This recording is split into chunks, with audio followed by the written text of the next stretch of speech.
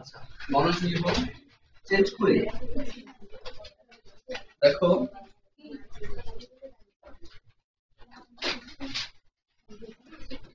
a plus b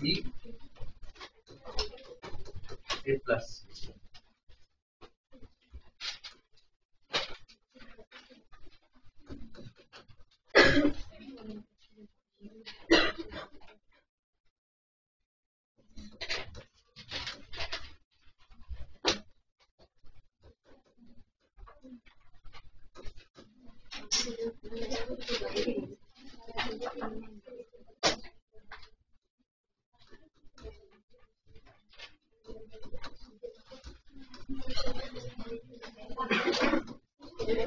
এই কথা বলতেছো?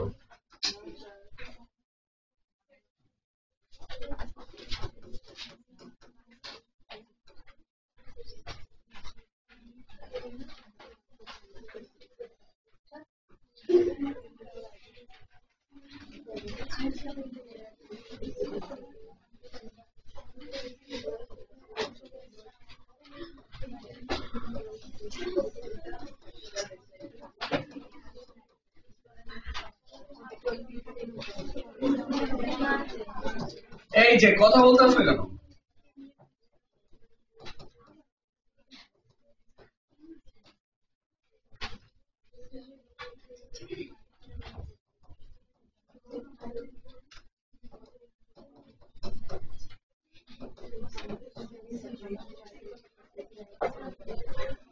দেখো এখন বোর্ডে দেখাও a plus b dot a plus c। এটাকে জাস্ট এখন গুণ করে দিব, ঠিক আছে? একটা দিয়ে একটাকে গুণ করে দিব।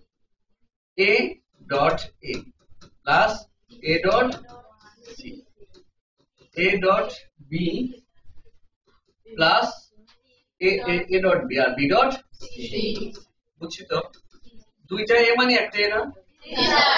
আর থাকবে কি ac ab bc। এই তিনটার মধ্যে a কমন যায় কিনা? 1 plus c plus b আর bc থাকে কিনা? সবাই কি বুঝছে? এখন এর জায়গায় a, এই সবটার মাঝে প্লাস দিয়ে না একটা হলো 1 আছে কিনা? তবে 1 আর এখানে থাকলো কে? a আর 1 গুণ করলে a আর bc এর bc, আর কিছু করা যায় না। বুঝছি? এত বড় ফাংশনটাকে মানে এটাকে আমরা এতটুকুতে নিয়ে আসতে পারলাম, রাইট কি না? নেক্সট এটার ক্ষেত্রে এখানে কিছু নাই a, এই দুইটার মধ্যে এবার কমন যায় কিনা? থাকে কি b প্লাস b বার, এর জায়গায় a এবার b প্লাস b বার যে কথা 1 এক কথা না? b প্লাস b বার যে কথা 1 এক কথা না? যারা এখানে একটু আটকাচ্ছ মনে হয় তারা আজকে যে ভাষায় ওই মৌলিক উপপাদ্যগুলো দেখে দিবা, ঠিক আছে? তাহলে b প্লাস b বার মানে হচ্ছে 1, a প্লাস a বার 1 যে কথা এবার তো একই কথা, a প্লাস a বার মানে 1 কি? b প্লাস b বার মানে যদি 1 হয় তো a প্লাস a বার মানে 1 না? এটা এখন এটাকে এই জায়গায় কমন যায় না, এটাতে এটাকে গুণ করে দাও, b c bar R a b bar, b c bar a b বার, আবার এটার সাথে এটা গুণ b c বার আর হচ্ছে c d বার, আবার এটার সাথে এটা গুণ করো a বার d আর হচ্ছে a b বার, এটা গুণ করলে হবে a বার d আর হচ্ছে c d বার। বুঝতে পারছি? তো আমরা জানি কোনো একটা এবং তার উল্টাটা গুণ করলে শূন্য হয়ে যায় কিনা? a ডট a বার মানে শূন্য কিনা? তাহলে b ডট b বার মানে কি? শূন্য। c ডট c বার মানে শূন্য, d ডট d বার শূন্য। এখানে দেখো তো আছে কিনা b ডট b বার আছে কিনা? কারণ b এখানে আর এটা এখানে না দিয়ে আগে না একই জিনিস না, শূন্য হয়ে যাবে কিনা এটা? আবার বলছি b আর b বার মানে যদি শূন্য হয় তো শূন্যের সাথে মাঝখানে একটা গুণ করলে তো শূন্যই। সবাই কেলেটা বুঝছো? শূন্য কেন হয়েছে বুঝছো? আমি একটা লাইন বাড়াবো এটা, বুঝছো? b আর b বার শূন্য, শূন্যের সাথে এটা গুণ করলে শূন্য না? আবার c আর c বার শূন্য কিনা?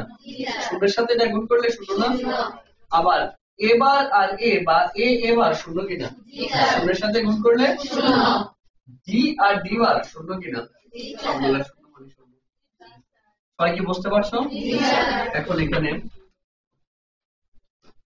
আবার x x এই x বা আমরা এই দুইটা থেকে একটা কমন নিই, x কমন নিলে লাভ কি হবে? কোনো লাভ নাই, কারণ y প্লাস z থাকে, তো এই y প্লাস z রেখে কোনো লাভ আছে? তো এটাকে আমরা অনর্থক কমন সেখানে নিব যেখানে নিলে কমানো যায়। কমানোর পর যদি কিছুই করা না যায়, এই কমনের দরকার আছে? এই কমনটা আমরা নিব না। দেখো x কমন নিলে y প্লাস z, তো এর পরের লাইনে কিছু লেখা যায়? এই জন্য কিছু করব না, এটা যা আছে তাই রাখবো। এখন এখানে একটা ব্যাপার দেখি যে এই জায়গাটাতে আমরা কমন নিতে পারি, x y ঠিক রাখলাম, x z ঠিক রাখলাম। এই জায়গা থেকে z কমন যায় কিনা? থাকে কি x বার প্লাস x কমন যায় কিনা? লাভ কি? x z থাকলো, z ডট 1 হয়ে গেল কিনা? তাহলে এই কমন নেওয়ার ফলে একটা কমন ফেলতে পারছি না, যেই কমন নিলে কমানো যাবে সেই কমনটা নিব। আর কমন নেওয়ার পর যদি কোনো কিছু করা না যায় তাহলে সেটা করব না, ঠিক আছে? তাহলে x বার প্লাস x মানে হচ্ছে 1, এই 1 লিখলাম। এখন x y এই দুটো থেকে z কমন যায় কিনা? দেখো এখানে x কমন যায়, কিন্তু x এর পরের লাইন কি আর কিছু করা যায়? এজন্য কমন গেলেও নিব না। আর এই জায়গা থেকে z কমন যায় কিনা? তাহলে z কমন নিব, থাকবে কি x প্লাস 1। তাহলে x y plus z dot আবার 1 কি না এটা? তাহলে এটার রেজাল্ট কি? x y plus z, z আর এক গুণ করলে হয় রাইট কি না? সব বুঝছি সবাই? এখন এটা এখান থেকে b কমন নিলে দেখো কমানো যায়। b যদি কমন নেই, a প্লাস এবার মানে 1 হয়ে যায় না?